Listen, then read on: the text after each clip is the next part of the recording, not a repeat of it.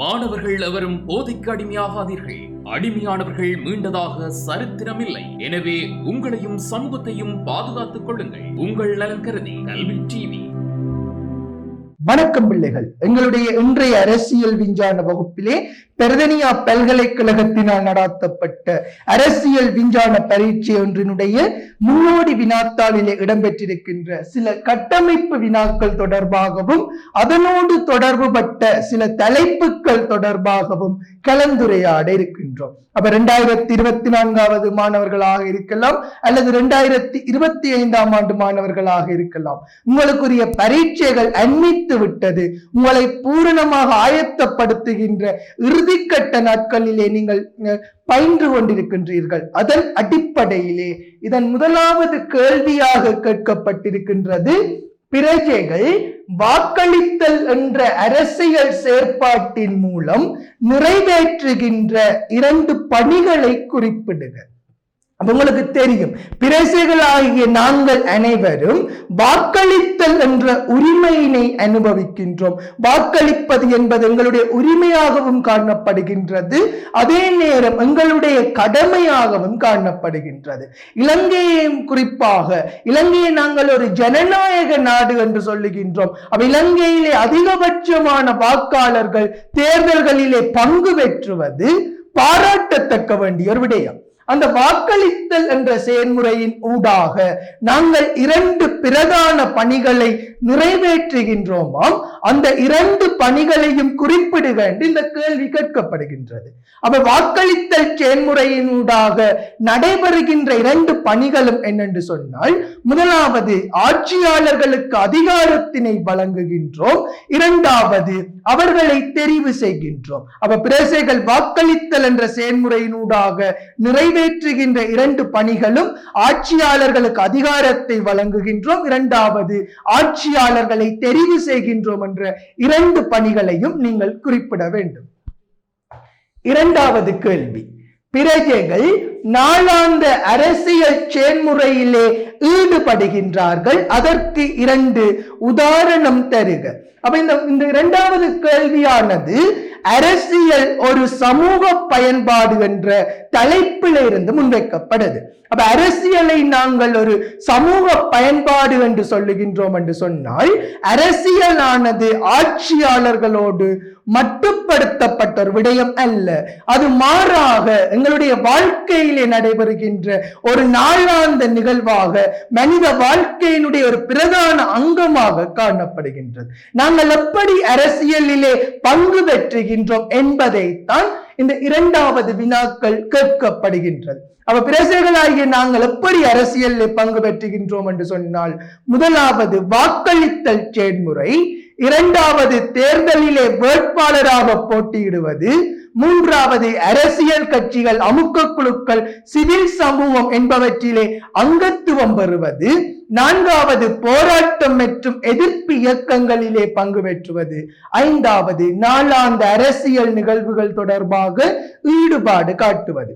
பிரஜைகளாகிய நாங்கள் எப்படி அரசியலிலே பங்கு பெற்றுகின்றோம்? முதலாவது வாக்களித்தல் என்ற செயல்முறை, இரண்டாவது வேட்பாளராக போட்டியிடுதல். நாங்கள் கட்சி சார்பிலேயும் வேட்பாளராக போட்டியிடலாம், அதே நேரம் கூட்டணியாக அல்லது சுயேட்சையாக கூட நாங்கள் வேட்பாளராக போட்டியிட முடியும். மூன்றாவது போராட்டம் மற்றும் எதிர்ப்பு இயக்கங்களிலே பங்கு பெற்றுவது. போராட்டம் செய்வதும் ஒரு வகை அரசியலாகத்தான் காணப்படுது. எங்களுடைய தேவைகளை அரசாங்கம் நிராகரிக்கின்ற போது, எங்களுடைய தேவைகள் பூர்த்தி செய்யப்படாத போது, எங்களுடைய உரிமைகள் அரசாங்கத்தினால் மட்டுப்படுத்தப்படுகின்ற போது நாங்கள் போராட்டம் செய்ய முடியும். போராட்டம் செய்வதும் ஒரு வகை அரசியலாக காணப்படுகின்றது.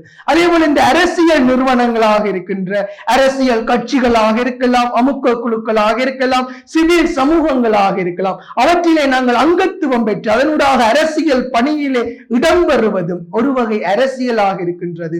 ஐந்தாவது நாளாந்த அரசியல் நிகழ்வுகள் தொடர்பாக ஈடுபாடு காட்டுதல் அல்லது ஆட்சியாளர்களுடைய செயற்பாடுகள் தொடர்பாக விமர்சனம் செய்தல். உதாரணமாக ஆட்சியாளருடைய செயற்பாடுகளை விமர்சனம் செய்வதுதான் ஒரு சர்வாதிகாரத்தை தடுப்பதற்கான ஒரு சிறந்த ஒரு வழிமுறையாக இருக்கின்றது. உதாரணமாக ஆட்சியாளர் ஒருவருடைய தவறான நடத்தையை நாங்கள் விமர்சிப்பதன் ஊடாக அவருடைய தவறான நடத்தைகளை நாங்கள் திருத்துகின்றோம், அவற்றை கட்டுப்படுத்துகின்றோமாக இருக்கின்றது. அப்ப அரசியல் செயல்முறையிலே நாங்கள் ஈடுபடுகின்ற வழிமுறைகள் இரண்டு கேட்டால் வாக்களித்தல், வேட்பாளராக போட்டியிடுதல் என்றவற்றை நாங்கள் சொல்லலாம். அடுத்த கேள்வி, தற்கால அரசியல் விஞ்ஞான கற்கையிலே ஒப்பீட்டு அணுகுமுறையானது 3 வகைப்படும், அவற்றை குறிப்பிடுக. அப்ப மூன்றாவது கேள்வி அணுகுமுறைகள் என்ற தலைப்பிலே வந்திருக்கின்றது. அணுகுமுறைகளை ஆய்வு முறைகள் அல்லது பரிசீலனைகள் என்று நாங்கள் குறிப்பிடுவோம். அரசியல் ஆய்வு ஒன்றை செய்வதற்கான இலகுவான வழிமுறையை நாங்கள் அணுகுமுறை என்னலாம், அல்லது அரசியலை பயில்வதற்கான ஒரு ஊடகமாக அணுகுமுறைகள் காணப்படுகின்றது. இந்த அணுகுமுறைகள் பிரதானமாக 2 வகைப்படுத்தப்பட போது. ஒன்று மரபு ரீதியான அணுகுமுறைகள், நவீன அணுகுமுறைகள். மரபு ரீதியான அணுகுமுறைகளுக்கு உதாரணமாக தத்துவார்த்த அணுகுமுறை மற்றும் ஒப்பீட்டு அணுகுமுறையை குறிப்பிடுவோம். அதே போல நவீன அணுகுமுறைகளுக்கு உதாரணமாக அரசியல் பொருளாதார அணுகுமுறை, பெண்ணியல்வாத அணுகுமுறை, சமூகவியல் அணுகுமுறை, பெண்மைத்துவவாத அணுகுமுறைகளை நாங்கள் கூறிக்கொள்ளலாம். எங்களுடைய கேள்வியானது ஒப்பீட்டு அரசியல் என்ற தலைப்பிலே வந்திருக்கின்றது. அவங்களிடம் 2 தெரிவுகள் தரப்படுகின்றது. அந்த 2 தெரிவுகளிலே எது சிறப்பானது என்பதை நீங்கள் கண்டுபிடிப்பதற்கு, கண்டறிவதற்கு நீங்கள் ஒப்பீட்டு அணுகுமுறையை கையாளுவீங்கள். ஒப்பீடு என்பதனுடைய அர்த்தத்தை நாங்கள் பார்க்கின்ற போது அது தொடர்பு படுத்துவதாக இருக்க போது ஒப்பீட்டு அணுகுமுறையானது 3 வகைப்படும். பழைமை ஒப்பீடு, சமகால ஒப்பீடு, 20ஆம் நூற்றாண்டினுடைய ஒப்பீட்டு அணுகுமுறையாக இருக்க போது. ஒப்பீட்டு அணுகுமுறையுடைய மரபுகள் என்ன? பழைமை ஒப்பீடு, சமகால ஒப்பீடு, 20ஆம் நூற்றாண்டினுடைய ஒப்பீடாக இருக்கும்.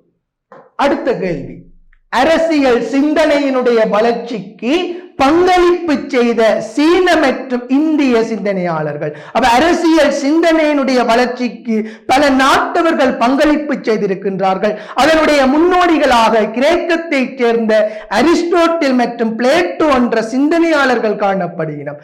அதே நேரம் ஏனைய நாட்டவர்களும் அரசியலினுடைய வளர்ச்சிக்கு, அரசியல் சிந்தனையினுடைய வளர்ச்சியிலே பங்களிப்பு செய்திருக்கின்றார்கள். குறிப்பாக சீனாவை சேர்ந்த கொன்பூசியஸ் என்ற சிந்தனையாளர், அதே போல இந்தியாவை சேர்ந்த கௌடிலியர் என்ற சிந்தனையாளர் அரசியல் சிந்தனையின் வளர்ச்சிக்கு பங்களிப்பு செய்திருக்கின்றார். அப்ப அரசியல் சிந்தனையின் வளர்ச்சிக்கு பங்களிப்பு செய்த 2 சிந்தனையாளர்கள் என்று கேட்டால் சீனாவினுடைய கொன்பூசியஸையும் இந்தியாவினுடைய கௌடிலியர் என்ற சிந்தனையாளரையும் நாங்கள் குறிப்பிட்டுக் கொள்ளலாம்.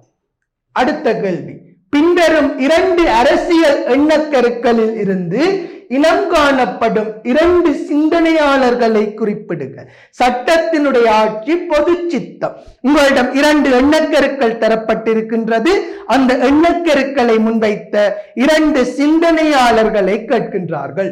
அப்ப இங்கே சட்டத்தினுடைய ஆட்சி என்ன சொல்லுகின்றது என்று சொன்னால், சட்டத்தின் முன்பாக சகலருமே சமனானவர்கள், சட்டத்திற்கு மேலாக யாருமே இருக்க முடியாது, சட்டத்திற்கு அனைவருமே கீழ்ப்படிய வேண்டும் என்பதைத்தான் சட்டத்தினுடைய ஆட்சி என்ற எண்ணக்கரு எங்களுக்கு முன்வைக்கின்ற. அப்ப சட்டத்தினுடைய ஆட்சி என்ற எண்ணக்கருவை முன்வைத்த சிந்தனையாளர் யார் என்று சொன்னால் ஏவி டைசி என்ற சிந்தனையாளராக இருக்கிறார். அதே போல பொதுச்சித்தம் என்ற எண்ணக்கருவை முன்வைத்த சிந்தனை. பொதுச்சித்தம் என்றால் என்ன என்பது எங்களுக்கு தெரிய வேண்டும். பொதுச்சித்தம் என்பது பொதுமக்கள் அனைவரது விருப்பத்தையும் தான் நாங்கள் பொதுச்சித்தம் என்று சொல்லுவோம். இந்த பொதுச்சித்தம் என்ற எண்ணக்கருவை முன்வைத்த சிந்தனையாளராக ரூசோ என்ற சிந்தனையாளர் காணப்படுகிறார். அவர் ரூசோ என்பவரால் முன்வைக்கப்பட்ட 2 எண்ணக்கருக்களை தர சொன்னால் பொதுச்சித்தத்தையும் மக்கள் இறைமையையும் நாங்கள் குறிப்பிட்டுக் கொள்ளலாம். அதே போல வலுவாராக்கத்தை முன்வைத்த சிந்தனையாளர் என்றால் நீங்கள் மொண்டெஸ்கியூவை சொல்லுவீர்கள். மனித உரிமைகளை முன்வைத்த சிந்தனையாளர் என்று சொன்னால் ஜோன் லோக் என்ற சிந்தனையாளரை சொல்லுவீர்கள். இறைமை என்ற எண்ணக்கருவை முன்வைத்தவர் என்று சொன்னால் ஜோன் ஒஸ்டின் என்ற சிந்தனையாளரை சொல்லுவீர்கள். அப்ப உங்களிடம் பல கேள்விகள் கேட்கப்படலாம். எண்ணக்கருக்களும் அதனுடைய ஆசிரியர்களும் என்ற தலைப்பிலே ஒரு கட்டமைப்பு வினாக்கள் கேட்கப்படலாம். ஆகவே அதற்கு நீங்கள் தயாராக இருக்க வேண்டும். அடுத்த கேள்வி, ஒரு கலப்பு முறை அரசியலமைப்பு மாதிரியானது 2 அரசியலமைப்பினுடைய பண்புகளை அடிப்படையாக கொண்டு உருவாகுகின்றது. அப்ப எந்தெந்த அரசியலமைப்பினுடைய கலப்பினாலே ஒரு கலப்பு முறை அரசியலமைப்பானது உருவாக்கப்படுகின்றது என்பதை நீங்கள் புரிந்து கொள்ள வேண்டும். அப்ப அரசியல் அமைப்பு அலகு 4வது பாடத்தினை மையப்படுத்தியதாக உங்களிடம் ஒரு வினாவினை முன்வைக்கின்றார்கள். அப்ப அரசியல் அமைப்பு என்றால் என்னென்று சொன்னால், ஒரு நாடு ஒன்று ஆளுகின்ற அல்லது ஆளப்பட வேண்டிய விதிகளினுடைய தொகுப்பை தான் நாங்கள் அரசியல் அமைப்பு என்று சொல்லுவோம். அரசியல் அமைப்பினுடைய நிறைவேற்று அதிகாரத்தின் பிரகாரம் ஜனாதிபதி அரசியலமைப்பு, பாராளுமன்ற அரசியலமைப்பு, கலப்பு அரசியலமைப்பு, அனைத்தாண்மை அரசியலமைப்பு என்று வகைப்படுத்துவோம். அப்ப இங்க கேட்கப்படுகின்ற கேள்வி கலப்பு அரசியலமைப்பு தொடர்பாக. அப்ப கலப்பு அரசியலமைப்பை நாங்கள் அரைகுறை ஜனாதிபதி முறை அல்லது அர்த்த ஜனாதிபதி முறை என்று சொல்லலாம். பாராளுமன்ற அரசியலமைப்பினுடைய பண்புகளையும் ஜனாதிபதி அரசியலமைப்பினுடைய பண்புகளையும் ஒன்று கலந்த ஒரு அரசியலமைப்பு மாதிரியாக கலப்பு முறை அரசியலமைப்பானது காணப்படுகின்றது.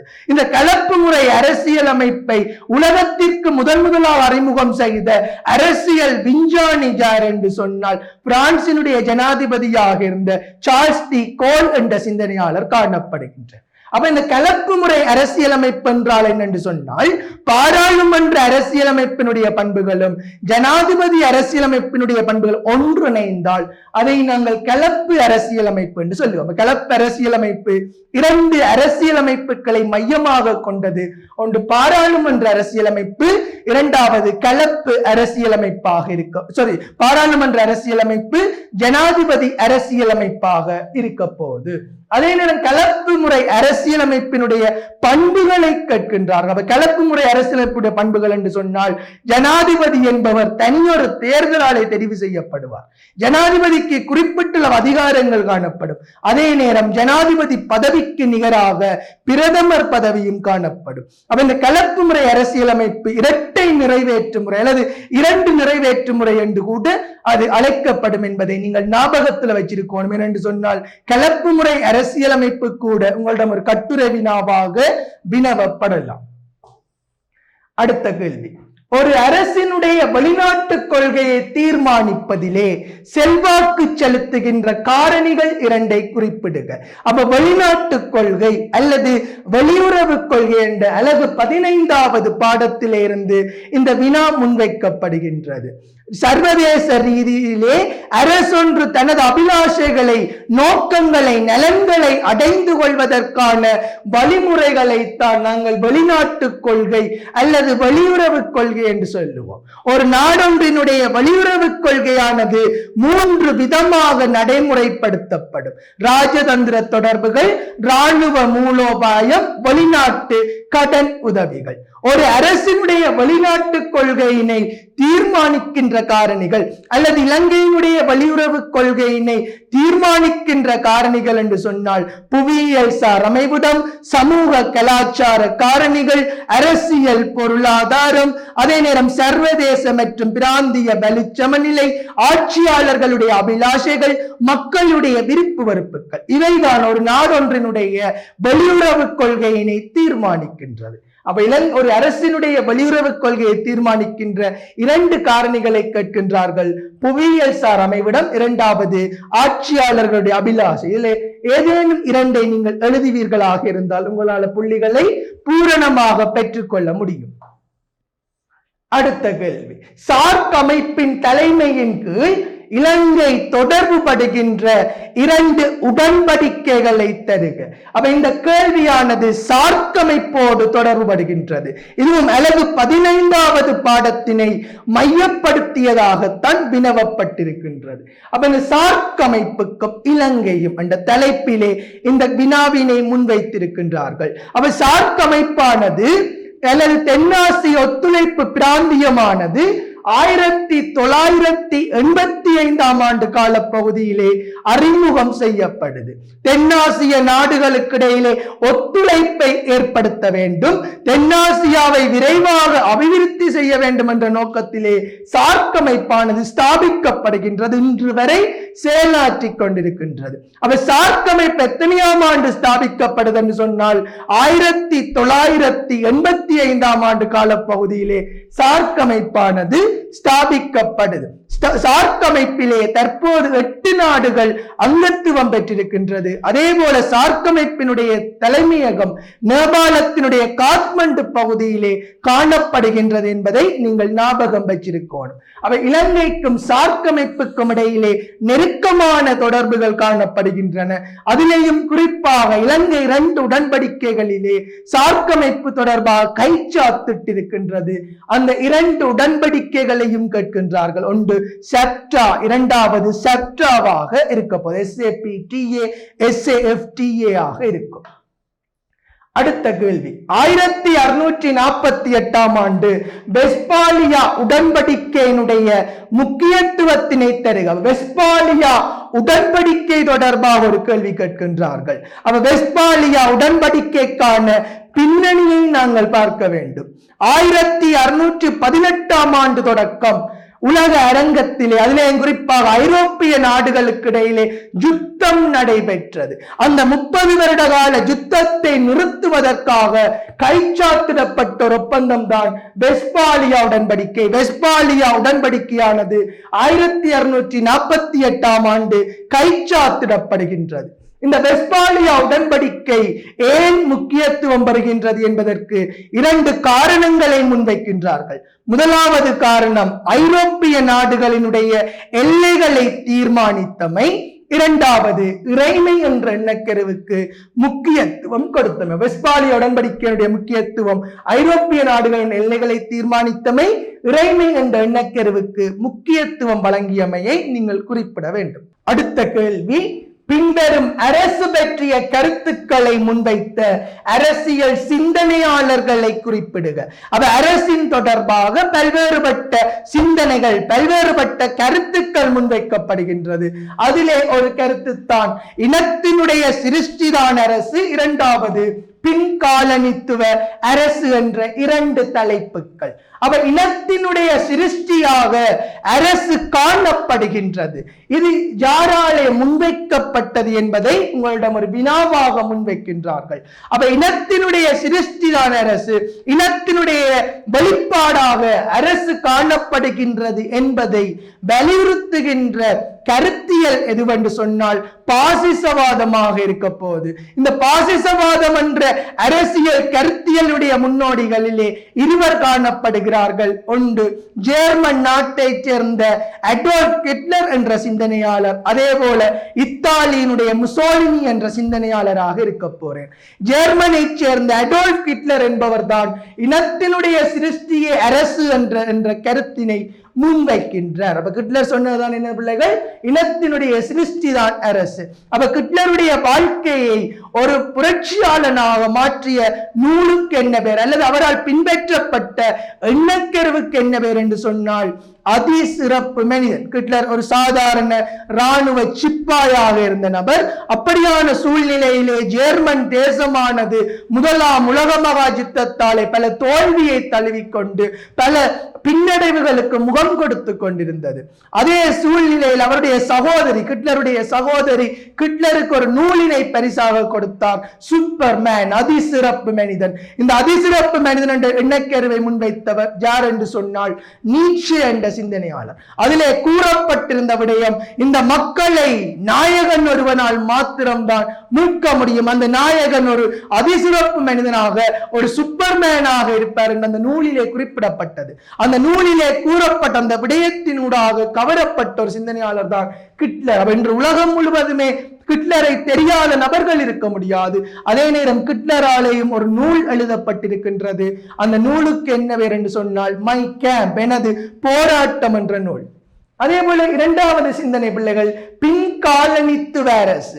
பின்காலனித்துவ அரசு என்ற எண்ணக்கருவை யாரு முன்வைத்தாங்களாம்? பின்காலனித்துவ அரசை முன்வைத்த சிந்தனையாளர் பாகிஸ்தான் நாட்டை சேர்ந்த கம்சா அலாவி என்ற சிந்தனையாளராக இருக்கின்றார். அவ பின்காலனித்துவ அரசு என்றால் என்னென்று சொன்னால் காலனித்துவத்தினை முன்னெடுத்து செல்லுகின்ற அரசுகளைத்தான் நாங்கள் பின்காலனித்துவ அரசு என்று சொல்லுவோம். அப்ப இந்த பின்காலனித்துவ அரசை முன்வைத்த கம்சா அலாவி என்ற சிந்தனையாளர் நூலையும் எழுதியிருக்கின்றார். அந்த நூலுக்கு என்ன பேர் என்று சொன்னால் பாகிஸ்தான் மற்றும் பங்களாதேஷ் சமூகங்களினுடைய அரச பின்காலனித்துவம். இனத்தினுடைய சிருஷ்டி அரசு என்று சொல்வது ஹிட்லராக இருக்க போது பின்காலனித்துவ அரசு என்ற எண்ணக்கருவை முன்வைத்தவர் கம்சா அலாவி என்ற சிந்தனையாளராக இருக்க போறாங்க.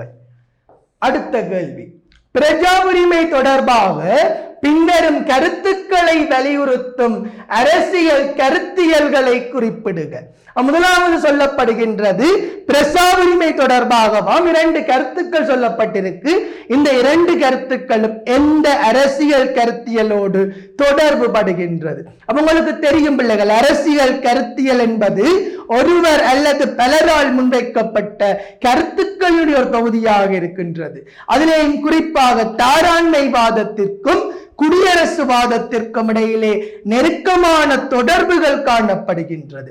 ஆனால் ஒரு சில சந்தர்ப்பங்களிலே தாராண்மைவாதமும் குடியரசுவாதமும் விலகிச் செல்வதனை நம்மால் அவதானிக்க முடியும். அப்ப தாராண்மைவாதம் பிரசா உரிமை தொடர்பாக சொல்லுகின்ற கருத்து வேறு, குடியரசுவாதம் பிரசா உரிமை தொடர்பாக சொல்லுகின்ற கருத்து வேறு.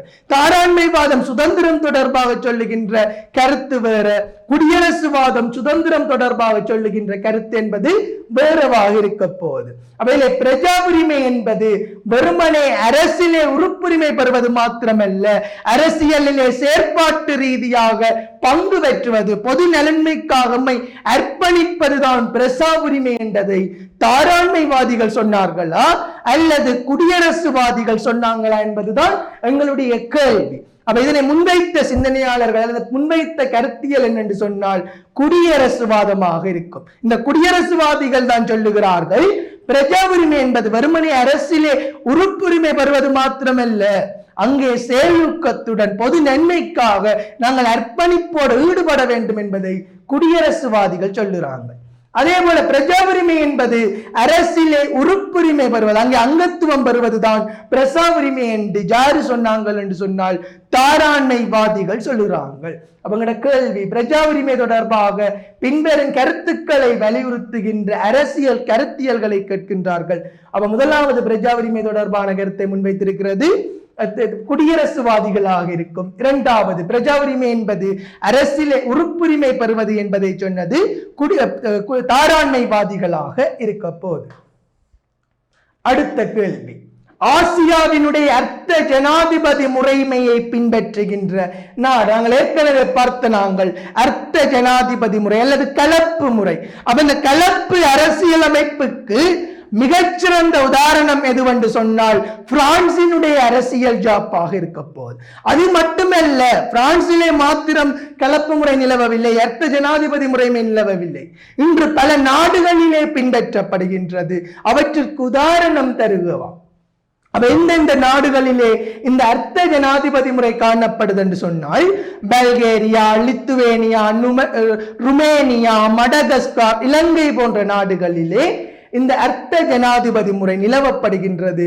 இதிலே ஆசியாவிலே பின்பற்றப்படுகின்ற நாடு என்று சொன்னால் நாங்கள் இலங்கையை குறிப்பிட வேண்டும்.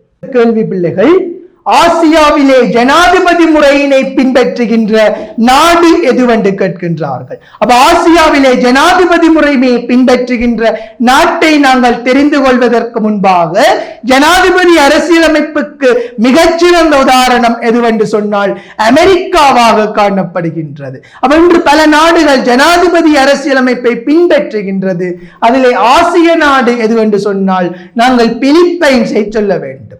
அர்த்த ஜனாதிபதி முறைமைக்கு உதாரணம் அல்லது கலப்பு முறைமைக்கு உதாரணம் இலங்கையாக இருக்க போது, அதே நேரம் ஆசியாவிலே காணப்படுகின்ற ஜனாதிபதி முறைமையை பின்பற்றுகின்ற நாடு பிலிப்பைன்ஸாக காணப்படும். அடுத்த கேள்வி, பொது கொள்கையாக்க செயல்முறையிலே நீதிமன்றங்களினுடைய 2 வகைபாகம். அப்ப வகைபாகம் என்ற சொற்பிரயோகமானது பணிகள் என்ற தலைப்பிலே முன்வைக்கப்படுகின்றது. அப்ப இந்த 43வது கேள்வி பொது கொள்கையாக்கம் என்ற தலைப்பிலே முன்வைக்கின்றார்கள். அப்ப பொது கொள்கை தொடர்பாக உங்களுக்கு சில விடயங்கள் தெரிய வேண்டும். பொது கொள்கை என்பது வெறுமனே ஒரு ஆவணம் மாத்திரமல்ல, அது ஒரு செயல் ஒழுங்காக காணப்படுகின்றது. பொது கொள்கை என்றால் என்னென்று சொன்னால் பொதுமக்களுக்கு கவனத்திற்குட்பட்ட பிரச்சனைகளை தீர்ப்பதற்காக அறிவுபூர்வமாக முன்னெடுக்கப்படுகின்ற செயற்பாட்டை தான் நாங்கள் பொது கொள்கை என்று சொல்லுவோம். அதாவது தோமஸ் ஆர்டை என்ன சொல்லுகின்றார் என்று சொன்னால் அரசாங்கம் என்ன சொல்லுகின்றது அல்லது அரசாங்கம் என்ன செய்கின்றது ஏன் செய்கின்றது, அதனூடாக இத்தகைய மாற்றத்தை ஏற்படுத்தும் என்பதுதானாம் பொது கொள்கையாம். அப்ப இந்த பொது கொள்கை செயல்முறையிலே சட்டத்துறை, நிர்வாகத்துறை, நீதித்துறை என்பன பங்களிப்பு செய்கின்றது. அதுல நீதித்துறை என்னென்ன வகைபாகங்களை மேற்கொள்கின்றது என்பதை கேட்கின்றார்கள். அப்ப பொது கொள்கை செயல்முறையிலே நீதித்துறையினுடைய பணிகள் என்று கேட்டால் முதலாவதாக சொல்ல வேண்டும், கொள்கைகளை நடைமுறைப்படுத்துகின்ற போது எதிர்கொள்கின்ற சட்ட பிரச்சனைகளை தீர்ப்பது. இரண்டாவது, பொது கொள்கையினுடைய ஜாப்புறுதன்மையை பரிசீலனை செய்கிறது. அப்ப பொது கொள்கை செயல்முறையிலே நீதிமன்றங்களினுடைய இரண்டு வகைபாகங்கள். முதலாவது பொது கொள்கை ஒன்றினுடைய ஜாப்புறுதன்மையை பரிசீலனை செய்வது. இரண்டாவது, பொது கொள்கையை நடைமுறைப்படுத்துகின்ற போது எதிர்கொள்கின்ற சட்ட பிரச்சனைகளை தீர்த்து கொள்வதை நீங்கள் குறிப்பிட வேண்டும். அடுத்த கேள்வி, டொனமூர் சீர்திருத்தம் தொடர்பாக கீழ்வரும் இரண்டு கூற்றுக்களுக்கு காரணமாக அமைந்த சிபாரிசுகளை குறிப்பிடுக. அப்ப டொனமூர் அரசியலமைப்பு தொடர்பாக இந்த கேள்வி முன்வைக்கப்படுகின்றது. அப்ப டொனமூர் அரசியலமைப்பு எப்ப உருவாக்கப்பட்டது என்று சொன்னால் 1931 உருவாக்கப்படுகின்றது. இலங்கையினுடைய அரசியல் வரலாற்றிலே நிர்ணயமான முறையிலே செல்வாக்கு செலுத்திய ஒரு அரசியல் ஜாப்பாக டொனமூர் அரசியல் ஜாப்பானது காணப்படுகின்றது. அப்ப இந்த டொனமூர் அரசியல் ஜாப்பிலே பல சீர்திருத்தங்கள், பல சிபாரிசுகள் கொண்டு வரப்படுகின்றது, பல ஆலோசனைகள் முன்வைக்கப்படுகின்றது. அரசு கழகமாக இருக்கலாம், சர்வஜன வாக்குரிமையாக இருக்கலாம், நிர்வாக குழு முறைமையாக இருக்கலாம், மந்திரி சபையாக இருக்கலாம், ஆளுநருடைய அதிகாரங்கள் குறைக்கப்பட்ட விடயங்களாக இருக்கலாம். இதுல இரண்டு கூற்றுக்கள் சொல்லப்படுகின்றது. இதனோடு தொடர்பட்ட சிபாரிசு என்னென்று கேட்கிறார்கள். முதலாவது சிபாரிசு என்ன சொல்லுகின்றார்கள் என்று சொன்னால், டொனமூர் அரசியல் சீர்திருத்தமானது அரசியல்வாதிகளின் இருப்பை பொதுமக்கள் மீது தங்கியிருக்க செய்தது. அப்ப டொனமூர் அரசியல் ஜாப்பிலே வந்த ஒரு சிபாரிசு, ஆட்சியாளர்கள் அரசியல்வாதிகளை மக்கள் மீது தங்கியிருக்க செய்தது என்று சொல்லப்படுது. இதற்கு காரணமான சிபாரிசு எதென்று சொன்னால் சர்வசன வாக்குரிமை. 21 வயதிற்கு மேற்பட்ட ஆண் பெண் இருபாலாருக்கும் எவ்வித பாகுபாடும் இல்லாமல் வழங்கப்படுவதுதான் சர்வஜன வாக்குரிமை. இந்த சர்வஜன வாக்குரிமை இலங்கையிலே டொனமூர் அரசியல் ஜாப்பின் பிரகாரம் அறிமுகம் செய்யப்படுது. அப்ப பிரித்தானியாவிலே எப்போது சர்வஜன வாக்குரிமை அறிமுகம் செய்யப்படுது என்று சொன்னால் 1928. டொனமூரிலே 1931 அதே போல அமெரிக்காவிலே 1966 தான் சர்வஜன வாக்குரிமையானது முழுமை அடைகின்றது என்பதை நீங்கள் நினைவிலே கொண்டிருக்கணும். அப்ப டொனமூரிலே அரசியல்வாதிகளினுடைய இருப்பை பொதுமக்கள் மீது தங்கியிருக்க செய்த சிபாரிசு எது என்று சொன்னால் சர்வஜன வாக்குரிமையினுடைய அறிமுகத்தை சொல்லுவீர்கள். இரண்டாவது, டொனமூர் சீர்திருத்தமானது இலங்கையினுடைய கபினட் முறையை நோக்கிய பயணத்திற்கு முதற்படியாக அமைந்தது. அதற்கான ஒரு பயிற்சி பட்டறையாக இருந்தது. அப்ப டொனமூர்ல வந்த சிபாரிசு ஒன்று இலங்கை வாழ் மக்களுக்கு ஒரு அர்த்த ஜனாதிபதி முறைமைக்கு உதாரணம் அல்லது கலப்பு முறைமைக்கு உதாரணம் இலங்கையாக இருக்க போது, அதே நேரம் ஆசியாவிலே காணப்படுகின்ற ஜனாதிபதி முறைமையை பின்பற்றுகின்ற நாடு பிலிப்பைன்ஸாக காணப்படும். அடுத்த கேள்வி, பொது கொள்கையாக்க செயல்முறையிலே நீதிமன்றங்களினுடைய இரண்டு வகைபாகம். அப்ப வகைபாகம் என்ற சொற்பிரயோகமானது பணிகள் என்ற தலைப்பிலே முன்வைக்கப்படுகின்றது. அப்ப இந்த 43வது கேள்வி பொது கொள்கையாக்கம் என்ற தலைப்பிலே முன்வைக்கின்றார்கள். அப்ப பொது கொள்கை தொடர்பாக உங்களுக்கு சில விடயங்கள் தெரிய வேண்டும். பொது கொள்கை என்பது வெறுமனே ஒரு ஆவணம் மாத்திரமல்ல, அது ஒரு செயல் ஒழுங்காக காணப்படுகின்றது. பொது கொள்கை என்றால் என்னென்று சொன்னால், பொதுமக்களுக்கு கவனத்திற்குட்பட்ட பிரச்சனைகளை தீர்ப்பதற்காக அறிவுபூர்வமாக முன்னெடுக்கப்படுகின்ற செயற்பாட்டை தான் நாங்கள் பொது கொள்கை என்று சொல்லுவோம். அதாவது தோமஸ் ஆர்டை என்ன சொல்லுகின்றார் என்று சொன்னால், அரசாங்கம் என்ன சொல்லுகின்றது அல்லது அரசாங்கம் என்ன செய்கின்றது, ஏன் செய்கின்றது, அதனூடாக இத்தகைய மாற்றத்தை ஏற்படுத்தும் என்பதுதானாம் பொது கொள்கையாம். அப்ப இந்த பொது கொள்கை செயல்முறையிலே சட்டத்துறை, நிர்வாகத்துறை, நீதித்துறை என்பன பங்களிப்பு செய்கின்றது, அதில் நீதித்துறை என்னென்ன வகிபாகங்களை மேற்கொள்கின்றது என்பதை கேட்கின்றார்கள். அப்ப பொதுக் கொள்கை செயல்முறையிலே நீதித்துறையினுடைய பணிகள் என்று கேட்டால் முதலாவதாக சொல்ல வேண்டும், கொள்கைகளை நடைமுறைப்படுத்துகின்ற போது எதிர்கொள்கின்ற சட்ட பிரச்சனைகளை தீர்ப்பது. இரண்டாவது, பொதுக் கொள்கையினுடைய ஜாப்புறுதன்மையை பரிசீலனை செய்கிறது. அப்ப பொதுக் கொள்கை செயல்முறையிலே நீதிமன்றங்களினுடைய இரண்டு வகிபாகங்கள், முதலாவது பொதுக் கொள்கை ஒன்றினுடைய ஜாப்புறுதன்மையை பரிசீலனை செய்வது, இரண்டாவது பொதுக் கொள்கையை நடைமுறைப்படுத்துகின்ற போது எதிர்கொள்கின்ற சட்ட பிரச்சனைகளை தீர்த்து கொள்வதை நீங்கள் குறிப்பிட வேண்டும். அடுத்த கேள்வி, டொனமூர் சீர்திருத்தம் தொடர்பாக கீழ்வரும் இரண்டு கூற்றுக்களுக்கு காரணமாக அமைந்த சிபாரிசுகளை குறிப்பிடுக. அப்ப டொனமூர் அரசியலமைப்பு தொடர்பாக இந்த கேள்வி முன்வைக்கப்படுகின்றது. அப்ப டொனமூர் அரசியலமைப்பு எப்ப உருவாக்கப்பட்டது என்று சொன்னால் 1931 உருவாக்கப்படுகின்றது. இலங்கையினுடைய அரசியல் வரலாற்றிலே நிர்ணயமான முறையிலே செல்வாக்கு செலுத்திய ஒரு அரசியல் ஜாப்பாக டொனமூர் அரசியல் ஜாப்பானது காணப்படுகின்றது. அப்ப இந்த டொனமூர் அரசியல் ஜாப்பிலே பல சீர்திருத்தங்கள், பல சிபாரிசுகள் கொண்டு வரப்படுகின்றது, பல ஆலோசனைகள் முன்வைக்கப்படுகின்றது. அரசு கழகமாக இருக்கலாம், சர்வஜன வாக்குரிமையாக இருக்கலாம், நிர்வாக குழு முறைமையாக இருக்கலாம், மந்திரி சபையாக இருக்கலாம், ஆளுநருடைய அதிகாரங்கள் குறைக்கப்பட்ட விடயங்களாக இருக்கலாம். இதுல இரண்டு கூற்றுக்கள் சொல்லப்படுகின்றது. இதனோடு தொடர்பட்ட சிபாரிசு என்னென்று கேட்கிறார்கள். முதலாவது சிபாரிசு என்ன சொல்லுகின்றார்கள் என்று சொன்னால், டொனமூர் அரசியல் சீர்திருத்தமானது அரசியல்வாதிகளின் இருப்பை பொதுமக்கள் மீது தங்கியிருக்க செய்தது. அப்ப டொனமூர் அரசியல் ஜாப்பிலே வந்த ஒரு சிபாரிசு, ஆட்சியாளர்கள் அரசியல்வாதிகளை மக்கள் மீது தங்கியிருக்க செய்தது என்று சொல்லப்படுது. இதற்கு காரணமான சிபாரிசு எதென்று சொன்னால் சர்வசன வாக்குரிமை.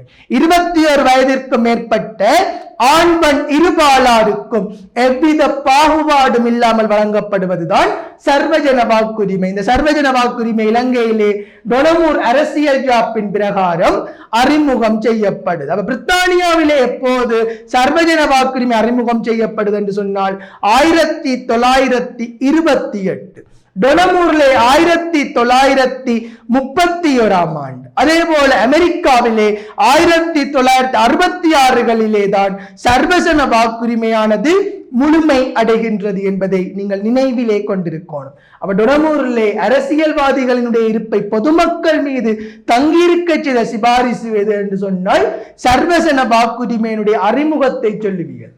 இரண்டாவது, டொனமூர் சீர்திருத்தமானது இலங்கையினுடைய கேபினட் முறையை நோக்கிய பயணத்திற்கு முதற்படியாக அமைந்தது. அதற்கான ஒரு பயிற்சி பட்டறையாக இருந்தது.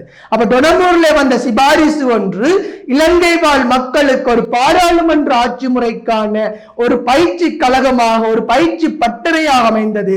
இதில் எது என்று கேட்கின்றார்கள். இதில் பயிற்சி பட்டறையாக அமைந்த விடயம் என்னென்று சொன்னால் நிர்வாக குழு முறைமையாக இருக்க போது. நிர்வாகமானது குழுக்களினூடாக நடைபெறுவதுதான் நிர்வாக குழு முறைமை. இந்த நிர்வாக குழு முறைமையிலே பலர் பயிற்றுவிக்கப்பட்டார்கள். அந்த பயிற்றுவிக்கப்பட்டவர்கள் தான் பிற்காலத்திலே சிறந்த தலைவர்களாக வருகிறார்கள். உதாரணமாக DS சேனநாயக்கவாக இருக்கலாம், CW கண்ணங்கராவாக இருக்கலாம். இவர்கள் எல்லாம் இந்த நிர்வாக குழு முறைமையிலே பயிற்றுவிக்கப்பட்ட சிந்தனையாளர்களாக இருக்க போகிறார்கள்.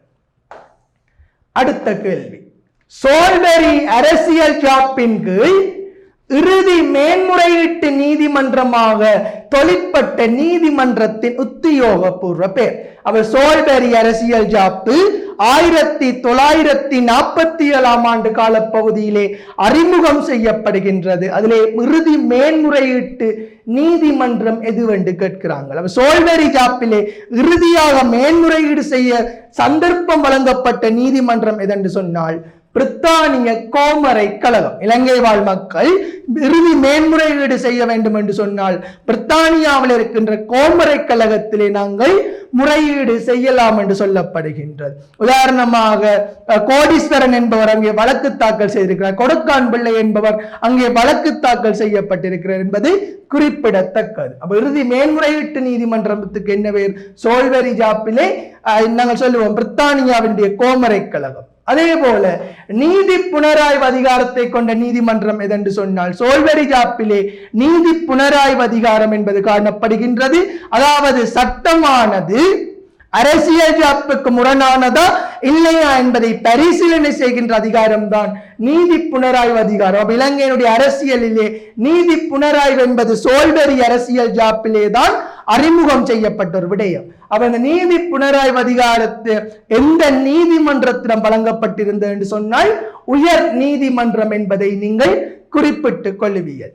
அடுத்த கேள்வி, 1972 ஆண்டு குடியரசு ஜாப்பின் பிரகாரம் சட்டமன்றத்தாலே நிறைவேற்றப்படுகின்ற சட்ட மசோதாக்களுக்கு இறுதி கையொப்பமிடுபவர் யார்? அப்ப முதலாவது குடியரசு ஜாப்பிலே சட்டத்துறையானது தேசிய அரசு பேரவை என்று சொல்லப்படுது. தேசிய அரசு பேரவையால் உருவாக்கப்படுகின்ற சட்ட மசோதாக்களுக்கு இறுதி கையொப்பமிடுகின்ற நபர் யார் என்று சொன்னால் சபாநாயகராக இருக்க போறார்.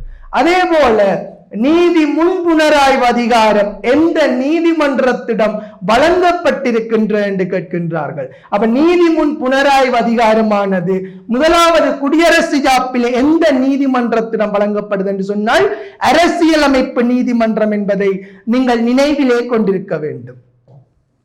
அடுத்த கேள்வி, 1978 ஆண்டு அரசியல் ஜாப்பிலே 19ஆம் சீர்திருத்தத்திலே அறிமுகம் செய்யப்பட்டு 20வது சீர்திருத்தத்திலே இல்லாமல் செய்யப்பட்ட ஆணைக்குழுக்கள் 2 குறிப்பிடுக.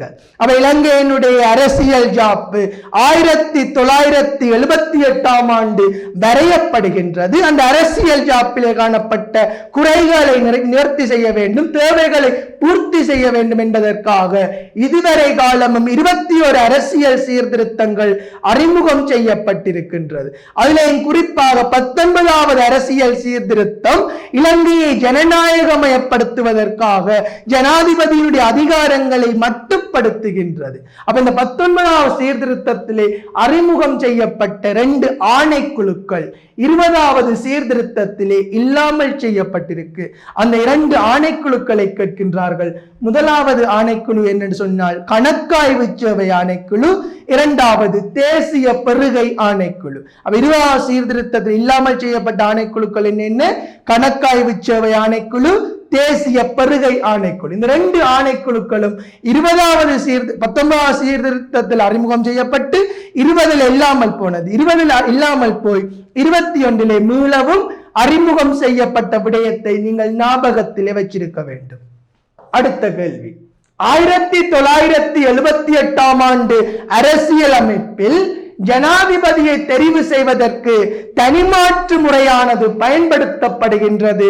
அதற்கான 2 நோக்கங்களை கேட்கின்றார்கள். அவை இலங்கையினுடைய அரசியல் வரலாற்றிலே 1978 ஆண்டு விகிதாசார தேர்தல் முறை அறிமுகம் செய்யப்படுது. இந்த விகிதாசார தேர்தல் முறை தனிமாற்று முறை அல்லது தனிமாற்று முறை என்றும் பட்டியல் முறை என்றும் 2ஆக வகைப்படுத்தப்படும். ஜனாதிபதியை தெரிவு செய்வதற்கு தனிமாற்று வாக்குமுறையானது பிரயோகிக்கப்படும். அப்ப இந்த தனிமாற்று வாக்குமுறையில் பயன்படுத்தப்படுவதற்கான 2 நோக்கத்தை கேட்கின்றார்கள். முதலாவது, ஜனாதிபதிக்கு பெரும்பான்மை வாக்கு பலம் கிடைக்க வேண்டும். 2வது, ஜனாதிபதியை தெரிவு செய்வதிலே சிறுபான்மையினத்தவருக்கு காத்திரமான வகிபம் இருக்கும். இந்த 2 நோக்கங்களுக்காகவும் தான் 1978 ஆண்டு அரசியல் ஜாப்பிலே தனிமாற்று வாக்குமுறையை பயன்படுத்தி ஜனாதிபதி என்பவர் தெரிவு செய்யப்படுகின்றார். அப்ப நாங்கள் இவ்வளவு நேரம் பிள்ளைகள் சில கட்டமைப்பு வினாக்கள் தொடர்பாகவும் அதனோடு தொடர்புபட்ட சில தலைப்புகள் தொடர்பாகவும் கலந்துரையாடினாங்கள். இந்த விடயங்களை நீங்கள் கருத்திலே கொண்டு இதே போன்ற கேள்விகள் எதிர்காலத்திலே உங்களுடைய பரீட்சைகளிலே முன்வைக்கப்படலாம். ஆகவே உங்களுடைய பரீட்சைக்கு நீங்கள் பூரணமாக ஆயத்தப்படுத்திக் கொள்ளுங்கள் பிள்ளைகள். பரீட்சையை நீங்கள் திறம்படம் செய்ய என்னுடைய வாழ்த்துக்கள். நன்றி பிள்ளைகள். கல்வி டிவியில் புத்தம்புது நிகழ்ச்சிகளை உடனுக்குடன் பார்த்து மகிழ எமது Facebook மற்றும் YouTube பக்கத்தை லைக் செய்யுங்கள்.